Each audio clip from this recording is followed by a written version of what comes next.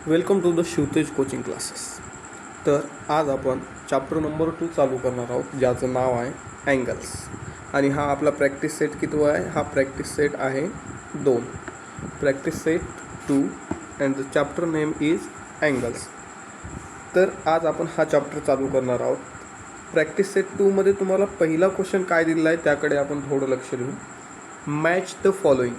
Match the following म्हणजे काय करायचं आहे? आपल्याला मुळात इथं पेअरिंग करायची आहे. पेअरिंग कशाची करायची आहे? तर जे काही मेजरमेंट दिलेलं आहे त्या अँगल्सच्या मेजरमेंटसोबत आपल्याला त्याची काय करायची आहे? पेअरिंग करायची आहे. ठीक आहे, त्यालाच आपण क्वेश्चन काय दिला आहे तुम्हाला? Match the following.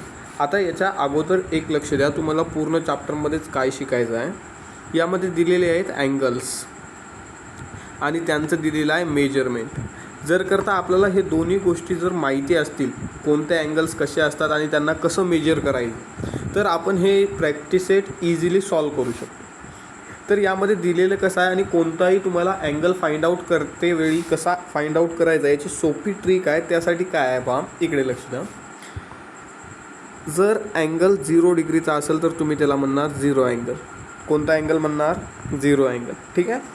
नंतर जर अँगल 0 डिग्रीपासून 90 डिग्रीपर्यंत असेल, 0 to 90 डिग्री, त्याला तुम्ही म्हणणार ॲक्यूट अँगल. कोणता अँगल म्हणणार? Acute angle. 0 to 90. देन जर अँगल हा 90 डिग्रीचा असेल, 0 to 89 करायचं, 89. आणि जर करता अँगल 90 डिग्रीचा असेल तर तुम्ही त्याला म्हणणार राईट अँगल. काय म्हणणार? Right angle. जर अँगल हा मोर दॅन 90 बट लेस दॅन 180 असेल तर तुम्ही त्याला ऑप्टिव्स अँगल म्हणणार. कोणता अँगल म्हणणार? ऑप्टिव्स अँगल म्हणणार. ठीक आहे. तर हे झाले तुमचे अँगल्स आणि याच्या पुढेही फर्दर अँगल्स आहेत, ते आपण आता जस्ट पाहूत. त्याच्यानंतरचे अँगल्स कोणते आहेत रे, त्याच्याकडे लक्ष देऊ आपण. हे कुठपर्यंतचे अँगल झालेले आहेत आपले? Acute angle, 0 angle, acute angle. त्याच्यानंतर कोणता आपण पाहिला? राईट अँगल आणि ऑप्टिव्स अँगल. आता नंतर लक्ष द्या, जर करता अँगल 180 डिग्रीचा असेल तर तुम्ही त्याला आपण त्याला म्हणणार आहोत स्ट्रेट अँगल. कोणता अँगल?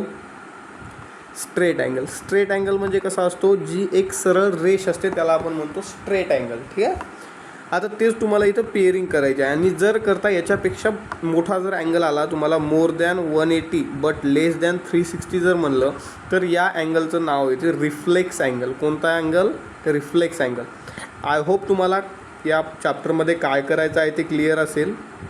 तर आपण इथं पेअरिंग करू. जे आपण आता कॉन्सेप्ट पाहिलेला आहे त्याच आधारावर इथं आपल्याला काय करायचं आहे? पेअरिंग करायची आहे. तर ते आपण इझिली करू शकतो. जसं मी सांगितलं अगदी त्याचप्रमाणे एकदम इझी आहे. तुम्हाला अगोदर दिलेलं आहे 180 डिग्री. काय दिलेलं आहे? 180 डिग्री. 180 डिग्री म्हणजे काय रे? कोणता अँगल असणार आहे? ऑब्वियस आहे, आत्ताच सांगितलं होतं. कोणता अँगल असणार आहे? Straight angle. तर आपली पहिली पेअर कोणती असणार? 1 to B. इथं मी आन्सर लिहित आहे. पहिल्याचा आन्सर काय असणार आहे रे? B. ठीक आहे. नंतर दिलेलं आहे 240. नंतर काय दिलेलं आहे? 240. आताच मी तुम्हाला काय सांगितलं होतं की जर करता अँगल 180पेक्षा जास्त असेल पण 360पेक्षा कमी असेल तर तुम्ही त्याला काय म्हणणार? रिफ्लेक्स अँगल म्हणणार. काय म्हणणार? रिफ्लेक्स. तर दुसरी आपली पेअर कुठे येणार? 2ची पेअर कुठे येणार? C साठी. ठीक आहे. नंतर 360 डिग्रीचा कोणता अँगल असतो? जो पूर्ण कंप्लीट अँगल असतो, म्हणजे एक सर्कल असतो. जर करता तुम्ही या पॉईंटपासून चालू केलं मेजरमेंट घ्यायला आणि नंतर तुम्ही त्याच पॉईंटपर्यंत आले तर तुम्ही त्याला काय म्हणणार? कंप्लीट अँगल म्हणणार. तर 360 डिग्रीचा कोणता अँगल असणार? Complete angle. आणि राहिलेला एक कोणता असणार? 0 डिग्री म्हणजे 0 अँगल. हा तुमचा होता पहिला क्वेश्चन. तर नेक्स्ट क्वेश्चन तुम्हाला काय दिलेला आहे त्याकडे लक्ष देऊ आपण. The measure of some angles are given below. The measure of some angles are given below. Write the type of each angle. म्हणजे तुम्हाला अगोदर काय केलं होतं यामध्ये तुम्हाला पेअरिंग दिली. म्हणजे एका साईडला काय दिलं? मेजरमेंटचे अँगल दिले आणि दुसऱ्या साईडला त्याचे नावं दिलेले आहेत. ठीक आहे. आणि ते तुम्हाला विचारायला सांगितले, तुम्हाला विचारले. आणि यामध्ये काय दिलं आहे? तुम्हाला मेजरमेंट दिलेलं आहे आणि त्या अँगलचे हे कोणत्या टाईपचा अँगल आहे ते विचारलं आहे. जसं तुम्हाला 75 डिग्री दिला आणि हा अँगल कोणता आहे ते विचारलं. ठीक आहे. तर हा अँगल कोणता आहे रे? ॲक्यूट अँगल आहे. जे काही 0पेक्षा जास्त पण 90 डिग्रीपेक्षा काय असतात?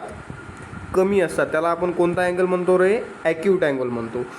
आणि जो 0 डिग्रीचा असतो त्याला 0 अँगल म्हणतो. ऑब्वियस आहे. हे दोन्ही क्लिअर आहे.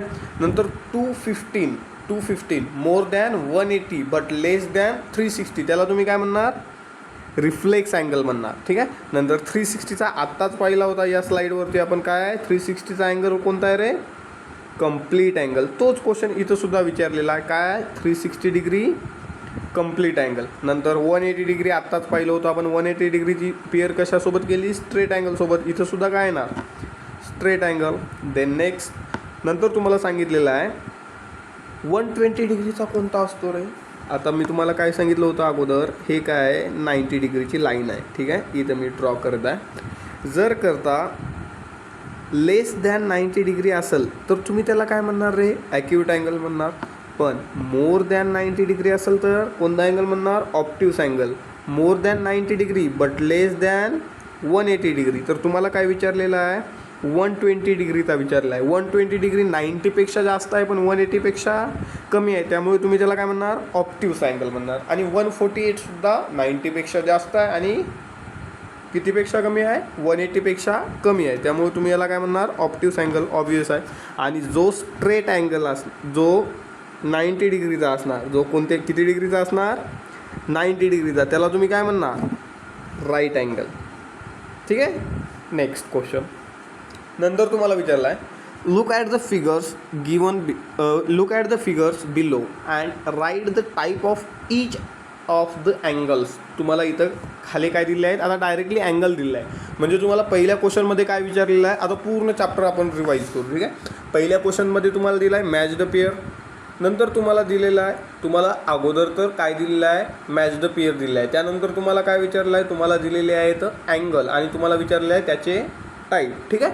नंतर आता तुम्हाला फर्दर काय दिलेलं आहे नेक्स्ट क्वेश्चनला? नंतर तुम्हाला दिलेले आहेत अँगल्स आणि तुम्हाला विचारलेलं आहे की हा अँगल कोणता आहे. ठीक आहे.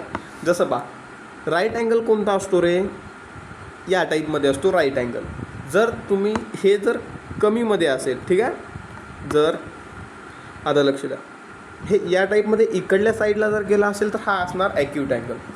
जर करता हे या साईडला कोणता अँगल असणार तर हा काय असणार? ऑप्टिव्स अँगल. आणि जर करता हे लाईन स्ट्रेट असेल तर त्याला तुम्ही म्हणणार स्ट्रेट अँगल. ठीक आहे.